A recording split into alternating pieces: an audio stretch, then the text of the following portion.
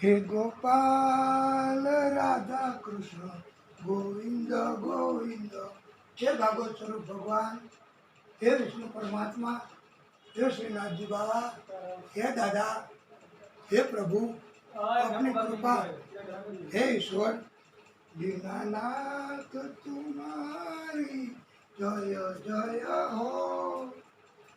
जय ईश्वर, हे परम कृपाळु परमात्मा, हे दादा,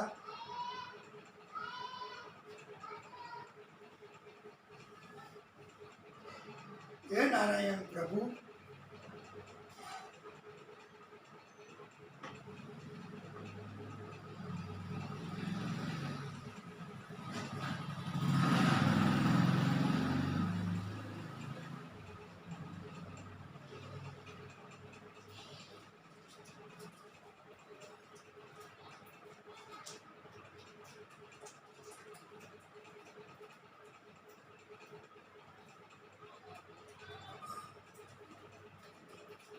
हे ईश्वर,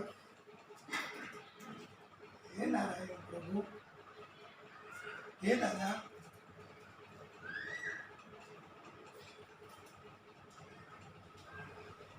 बोलिए भागवत स्वरूप भगवान की, विष्णु परमात्मा श्री हरि की।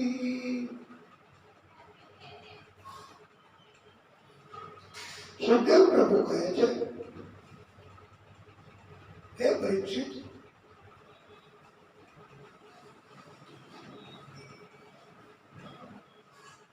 बलि राजा જેને પરમાત્મા શ્રી હરિએ વામન અવતાર ધારણ કરી પાતાળમાં મોકલી આપ્યા, તેને 100 પુત્રો અને એ પૈકી મોટામાં મોટો પુત્ર એ બાણાસુર. આ બાણાસુર સોનિતપુર નામની નગરીનો રાજા હતો. આ બાણાસુરને 1000 હાથ અને 1000 હાથથી વાજિત્ર વગાડી તાંડવ નૃત્ય કરી બાણાસુરે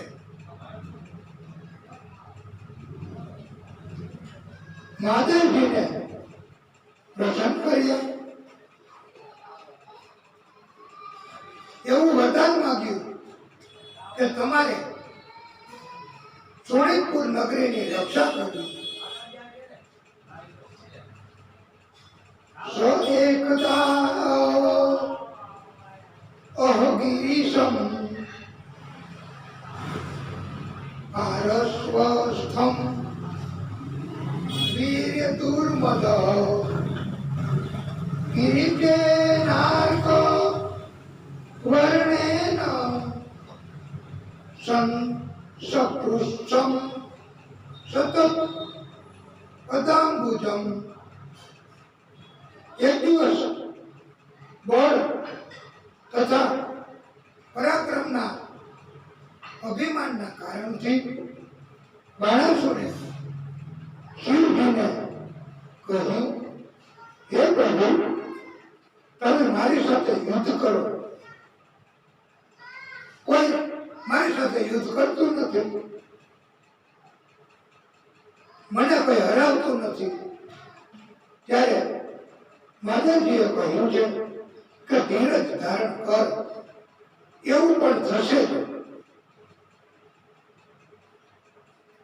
સમય જતા બાણાસુરને ત્યાં એક કન્યા જન્મી, જેનું નામ ઉષા રાખ્યું છે.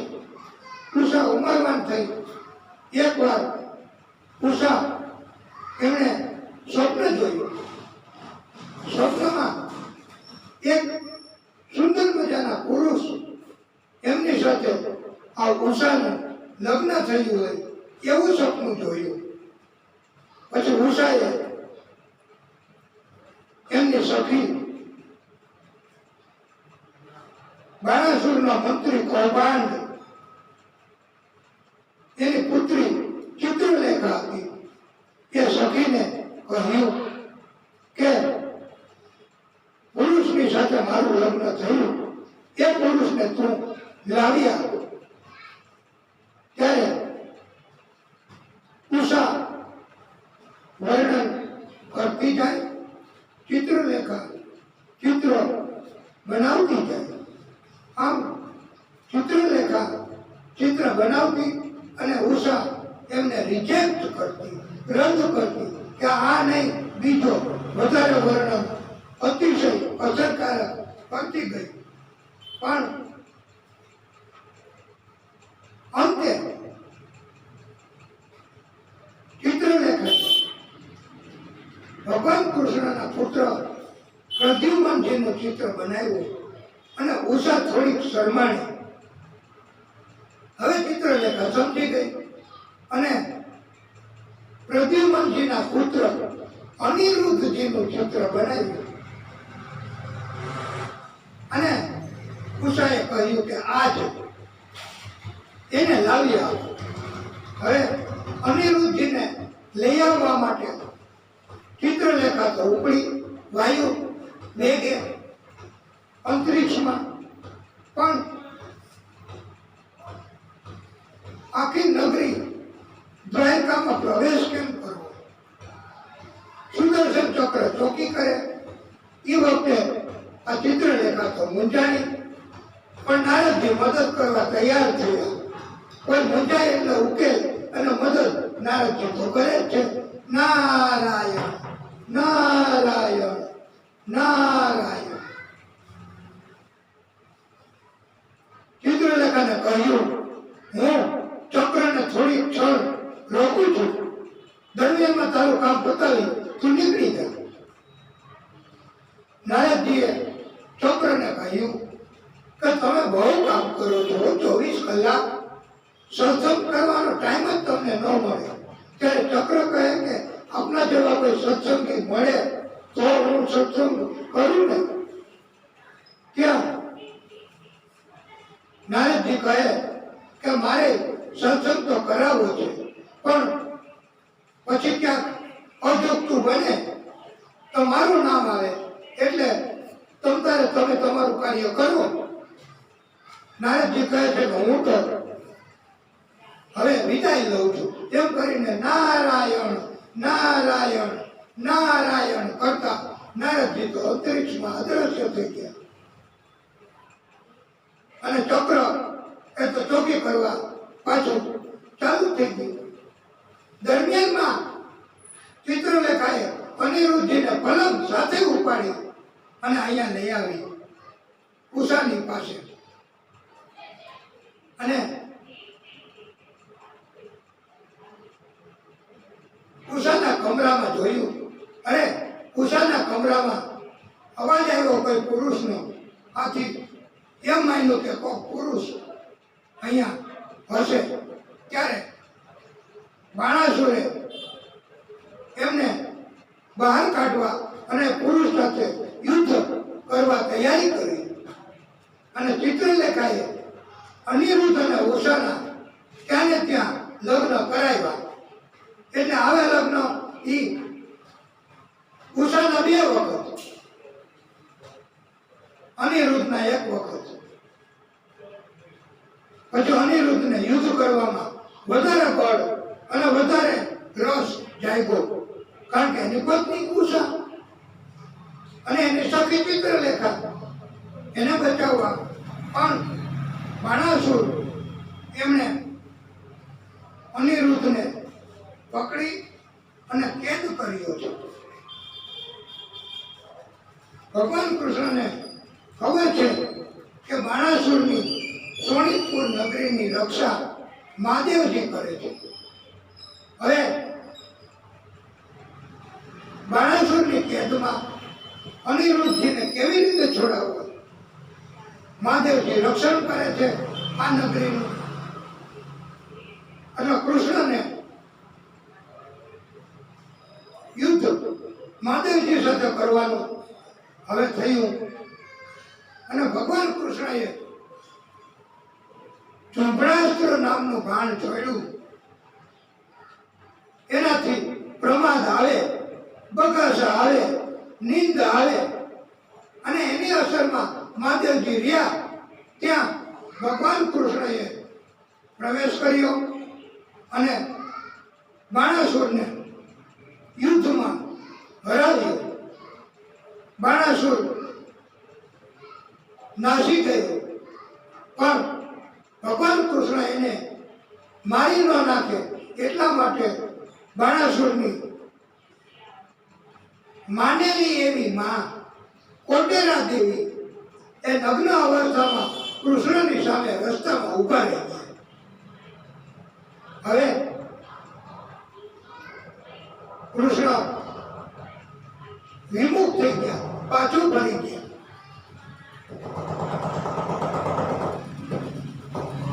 અને કહ્યું કે હું બાણાસુરને મારીશ નહીં. બાણાસુરે માફી માંગી અને કૃષ્ણએ કહ્યું કે મેં પ્રહલાદજીને વચન આપ્યું હતું કે તમારા વંશમાં કોઈને મારીશ નહીં. આથી બાણાસુરને હું મારીશ નહીં. પછી તો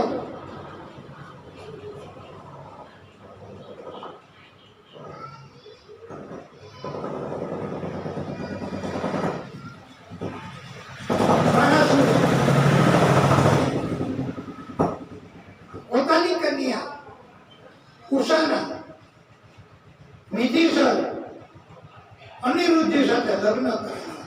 કુશાનું આ લગ્ન ત્રીજી વાર એકને એક સાથે, અને અનિરુદ્ધનું બીજી વાર એકને એક પત્ની સાથે. આમ લગ્ન ધામધૂમપૂર્વક કર્યા અને ઉત્સવો મનાવ્યા છે. સુખદેવ પ્રભુ કહે છે કે કૃષ્ણના વંશમાં શ્યામ, પ્રદ્યુમન, ચારુ, ભાનુ, ગદ અને એમના સખાઓ એ બધા રમતા રમતા રમતા નગરની બહાર નીકળી ગયા. નગરની બહાર કૂવો હતો. કૂવામાં બધાને જોવાની ઈચ્છા થઈ. કૂવામાં જોયું તો એક મોટો કાચબો હતો. એને કાઢવા બધાએ પ્રયત્ન કર્યો, પણ કુમારો સફળ થયા નહીં. તત્રા ગત્યાર વિંદાક્ષો ભગવાન વિશ્વભાવન વિક્ષયોત અજહાર વામેન તમ કરેણ સલીલયા. જગતના જીવનદાતા કમલનયન ભગવાન કૃષ્ણ બાળકોની સાથે પછી તો કુવા પાસે આવ્યા અને બાળકોના કહેવાથી કાચિંદાને બહાર કાઢવા સ્પર્શ કર્યો. સૌત્તમ શ્લોક પરાભીષ્ટો વિહાય સંધ્યા પ્રકલાહ રૂપમ સંતત્ય ચામી પરચારુ વર્ણ સ્વર્ગય ભૂતાલ અંગ કરુણાંબર સ્ત્રક. ભગવાન કૃષ્ણના હાથનો સ્પર્શ થતા જ કાચિંડો સ્વર્ગનો દેવ બની પ્રગટ થયો. એની આંખો, શરીર કપાવેલ સુવર્ણ જેવું, અદ્ભુત વસ્ત્રો, અલંકારો, પુષ્પના હાર સાથે અને એમને ભગવાન કૃષ્ણની સ્તુતિ વંદના કરી. કહ્યું, પ્રભુ, હું ઇક્ષ્વાકુ કુળનો રાજા, મારું નામ મૃગ. એ સમયે હું અગાઉના જન્મમાં ગાયોના દાન કરતો. એકવાર ગાયો ધરીને પાછી આવી. એમની સાથે સાથે એક ગાય વધારાની આવી ગઈ. મેં અજાણતા એ વધારાની ગાયને પણ દાનમાં આપી દીધી. તે ગાયનું દાન લઈ ભૂદેવ જવાની તૈયારી કરતા હતા. ત્યાં જ શોધતા એ ગાયના મૂળ માલિક આવ્યા. એણે મને કહ્યું કે આ તો મારી ગાય છે. ત્યારે ગૌશાળામાં ગણતરી કરાવી તો જેટલી હતી એટલી જ ગાય, પણ એમાં આ એક વધારાની ગાય હતી અને એમના માલિકની હતી એમ માની અને પછી સાબિત થયું. એટલે જેને ગાય દાનમાં આપી હતી એ ભૂદેવને કહ્યું કે તમે બધી ગાયો લઈ જાઓ, જેટલું ધન જોઈએ એટલું લઈ જાઓ, પણ આ ગાય એમના માલિકને પાછી સોંપી હતી. ત્યારે ભૂદેવે કહ્યું કે રાજન, આપણે દાન કર્યું છે અને દાન પાછું ન લેવાય, અને દાનના બદલામાં હું ધન માંગુ, વધારાની ગાયો માંગુ, તો મેં આ દાનમાં મળેલી ગાયનો વેપાર કર્યો કહેવાય. આથી ગાયનો વેપાર કરવો એવો અપરાધ મારાથી નહીં થાય, ક્ષમા માંગુ છું એમ કહીને રાજાને પ્રણામ કર્યા. હવે રાજાએ તો એ ગાયના માલિકને કહ્યું કે તમે એ ગાયના બદલામાં બીજી ગાયો અથવા જોઈએ તેટલું ધન લઈ જાઓ. ત્યારે ગાયના માલિકે પણ એવો જ જવાબ આપ્યો કે મારી ગાયના બદલામાં બીજી ગાયો અથવા ધન હું માગું અને લઈ જાઓ તો મેં મારી ગાયનો વેપાર કર્યો કહેવાય. આથી મારાથી આવું કૃત્ય નહીં થાય, મને મારી ગાય પાછી આપો. ત્યારે પછી મારું મૃત્યુ થયું અને મૃત્યુ પછી મને પૂછ્યું કે મારે પેલા એક દુષ્કર્મ થયું છે અજાણતા, એ ભોગવવું છે કે પેલા પુણ્ય કર્મો ભોગવવા છે. ત્યારે મને થયું કે આટલું અલ્પ દુષ્કર્મ થયું છે તો અજાણતા તો એ પેલા ભોગવી દો, પછી તો વૈકુંઠ ધામ પુણ્ય કમાણી છે એટલે પ્રાપ્ત થવાનું છે. એટલે મેં એ દુષ્કૃત્ય પેલા ભોગવવાનું કહ્યું અને મારો જન્મ કાચિંડા તરીકે થયો.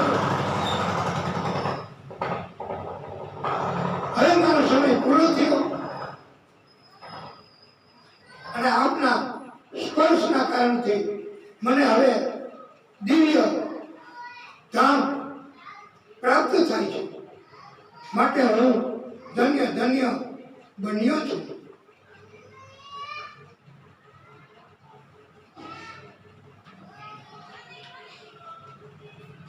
હે જીવાત્માઓ, હે ક્ષત્રિયો, હે રાજાઓ, ભગવાન કૃષ્ણ કહે છે કે હલાહલ ઝેર,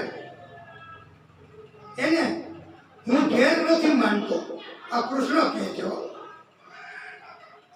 કારણ કે એનો ઉપાય હોય છે, પણ બ્રાહ્મણ એમનો અપમાન, એમનો અપરાધ થઈ જાય તો એનાથી એક જન્મ બગડે અને બીજા જન્મ પણ બગડે છે. ઝેર તો એક જ જન્મ બગાડે.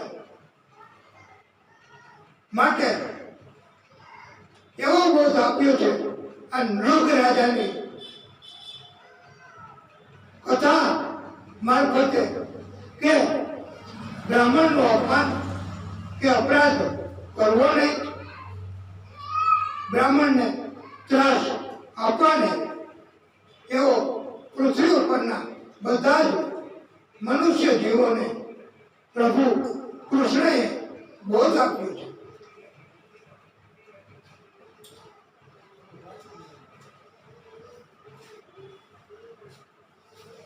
સુખદેવ પ્રભુ કહે છે કે એક પુરુષ દેશનો રાજા પૌંડ્રક પોતાની જાતને ભગવાન કૃષ્ણ જ માનતો હતો. ભગવાન કૃષ્ણને 4 હાથ, તો આ પૌંડ્રક રાજાએ પણ 4 હાથ ધારણ કર્યા અને બીજા 2 હાથ ડુપ્લિકેટ ફિટ કરાવ્યા. આ ભગવાન કૃષ્ણ શંખ, ચક્ર, ગદા, પદ્મ ધારણ કરતા હતા, તો આ પૌંડ્રક એ પણ શંખ, ચક્ર, ગદા, પદ્મ ધારણ કરવા લાગ્યો કૃત્રિમ રીતે. અને એમણે ભગવાન કૃષ્ણની જેમ એક વિમાન પણ બનાવ્યું હતું. અને વિમાન પણ એ વખતે એમાં બેસીને પૌંડ્રક પણ રાજા એ પણ પધારતો અને બધાને કહેતો કે હું અસલી વાસુદેવ છું અને મારો ડુપ્લિકેટ સ્વાંગ સજીને વાસુદેવ તરીકે, કૃષ્ણ તરીકે એક કાર્ય કરે છે, એ મારા ડુપ્લિકેટ છે. અને પૌંડ્રકે પછી તો પોતાના ટેકામાં એક દૈત્યને હનુમાનજી પણ બનાવ્યા હતા. અને આ પૌંડ્રક એને